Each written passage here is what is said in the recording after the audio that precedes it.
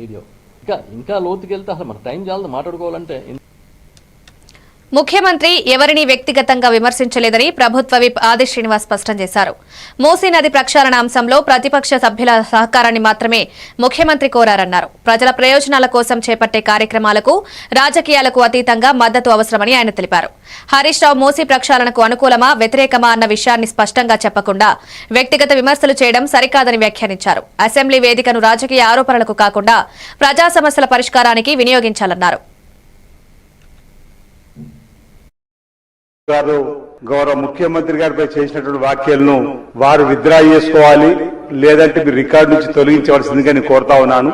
సభానాయకుడిగా వారు మాట్లాడినటువంటి అంశంలో విపక్షాలకు సంబంధించినట్టు ఎవరిపైన వ్యక్తిగతంగా వారి పేరు తీసుకొని మాట్లాడిన సందర్భం లేదు. మీరు అందరు కూడా చూశారు.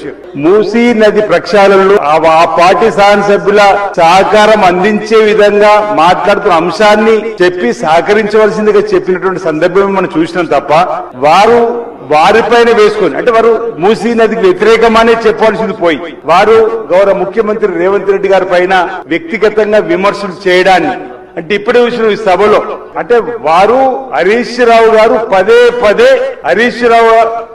పదే మాట్లాడే మాటలను ప్రజలందరూ గమనిస్తున్నారు. హరీష్ రావు అనేటువంటి అంటే పేరు ఎందుకు తీస్తున్నా పదే అంటే కండ్లల్లో నిప్పులు పోసుకుంటున్నారు. కండ్ల బంట మా ముఖ్యమంత్రి రేవంత్ రెడ్డి గారు అంటే ప్రభుత్వం అంటే ఎందుకు ఈ విషయం కక్కడం అనేది మేము ఈ సందర్భంగా ప్రజల పక్షాన మూసీ నదికి వ్యతిరేకమా అనుకూలమా చెప్పాలి తప్ప ఈ విధంగా వారు మాట్లాడడం మానుకోవాలి.